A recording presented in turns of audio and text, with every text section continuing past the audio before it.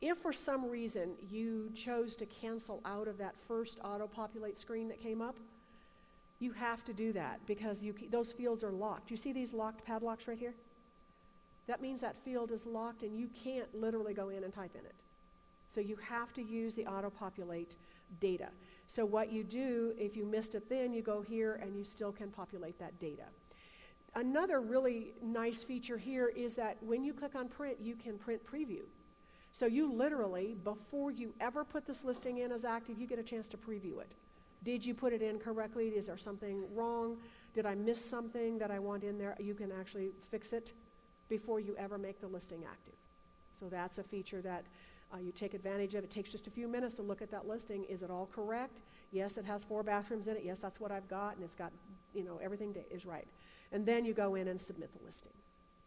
Now, as I said, when you are adding a listing and you click on submit and it goes to the screen, it assigned it an MLS number, it goes to the edit screen, you just continue working in it. But every change that you make to a listing is done on the edit screen. That means if you're going to go change the price, you go to the edit screen. If you're going to extend the listing, you go to the edit screen and change the expiration date. If you're going to add photos, if you're going to change the remarks, if you're going to change whatever, you do it all on the edit screen.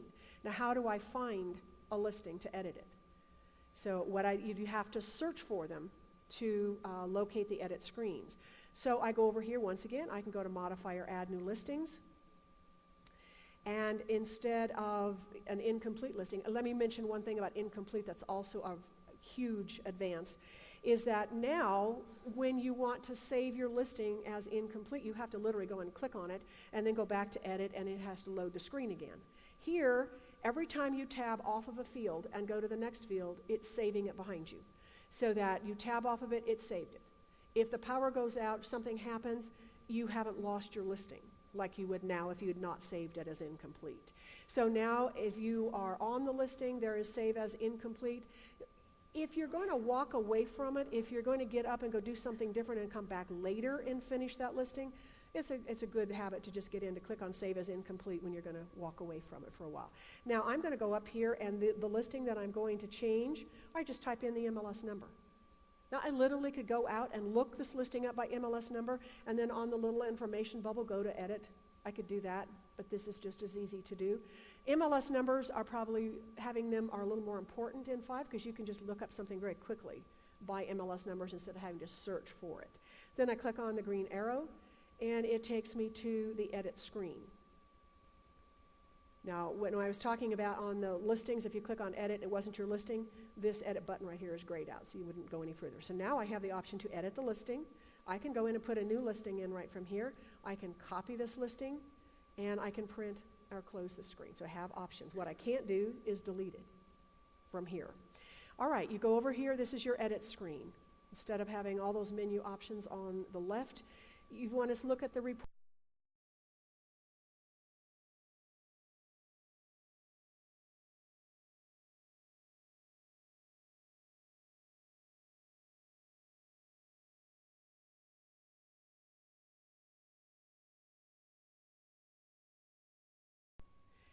If I want to add an open house, I just click on that option.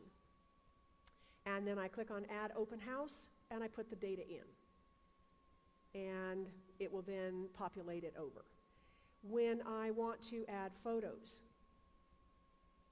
all I do, now I want to close Open House, so I click on it and I go to Images. Now I already have 3 photos on this listing, and if you looked up that particular listing, you would see those 3 photos. What you wouldn't see is the primary photo, because I don't have one in the primary photo slot. So when you want to add photos, first off, you have the same 16 slots, and there's a box for each of the 16, and under each box it says Add New Image. So you browse for them there. On the first photo, you click on Add New Image, you go out and locate it, so you go to the bottom of this screen, browse for your photo, and find the photo you want to add and open it. So it pops into the screen. Well, I have a whole lot of street and I have a lot of houses over here on the left, and my house is kind of off-centered. So what I'm going to do is I'm going to zoom it in. You just take this and you just start zooming it. And now I'm missing half my house, so I'm going to move it over. I can zoom it back out. I can zoom it out and zoom it way in and see just the house, windows and so on. So I can zoom it out. I can move it, get it exactly to where I want it. So once again, you can adjust your photos. Now I pretty much have it edge to edge. I've lost all those houses over there. I want to bring it down so I don't have so much street. I'm done. I go over here. On the bottom, you give it a name. The photo you put in box number 1 by default is going to be named exterior front. You can put comments on it, and you save it. Now it takes a little bit to save it, because what it's doing is it's taking that 6 megabyte file. That's your maximum size. Right now it's 1 megabyte. For a long time we had them as 500 kilobytes, and then we raised the file size to 1 megabyte. Now it's 6 megabytes. So that will almost eliminate the need to resize your photos. So you put it in, it's taking a little bit, because what it's doing is it's compressing it so that it will load quickly when someone is loading the picture, and it is putting it on your listing. Now what haven't I mentioned? Aha! Photo review does not exist. Thought that'd get your attention. Okay, we are not reviewing your photos. This listing photo right now is on the listing. The minute I'm seeing it here, it's on the listing. If I want to go in and rearrange, I want this photo right here and I want to move it, I just go to reorder and I put it where I want it, apply the new order. I've just rearranged the photos on the listing. You will be able to put photos on your listing 24/7. There's no review, but you still have to follow the rules.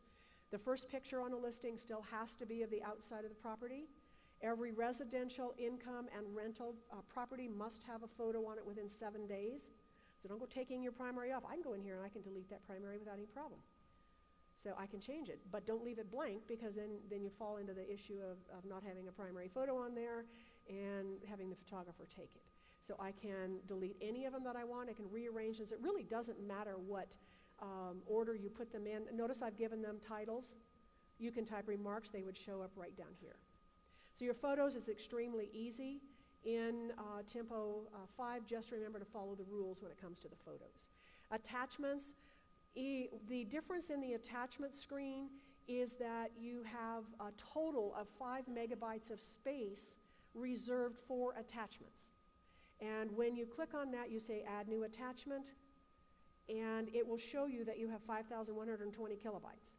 When you upload a document, and it can be a PDF or it can be an older Word document or a newer Word document, JPEG images, text documents, or PDFs, as you load it, it'll count that down for you. So you always want to look at the size of the document that you're uploading to see if it's going to fit with whatever the numbers are here. And then you just save it, and then your attachments are listed on your property listing. So that is the basics of adding listings, editing listings, as well as searching for listings and the search result screens and the reports. So without a doubt, we've changed the way that the MLS works. The way that you should approach it, hopefully, is with a very positive attitude. There's a lot of new things. I think it's actually going to make your life easier. There's a lot of things in there. It will take a little bit of time to actually get used to it, so take a little bit of time and start playing with it and go from there. Now, hopefully all of you will approach it positively, but we know that some people approach things differently. Some people will embrace the new technology and the new changes. Other people will just kind of grit your teeth and say, I really have to learn this. Hopefully only a few of you will kind of throw up your hands and say, I can't learn this. You can, and we're always there to help you with questions you have. One of our really long-time agents was in class yesterday. He has a group of listings that he needs to add in to the MLS in the near future, and he looked at me after class and he said, I'm not going to add those right now. I'm going to wait till Tempo 5 goes active because I can do this.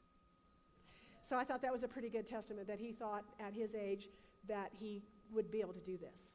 So hopefully you'll approach it. The book, Who Moved My Cheese, if you've read that or heard of that, Terry had us all read that probably just before he was getting ready to make some big change. And when we read that, it's about 4 characters. It is 2 mice that are sniff and scurry and 2 little people who are him and haw. They live in a maze, which is your environment, and they're always chasing the cheese.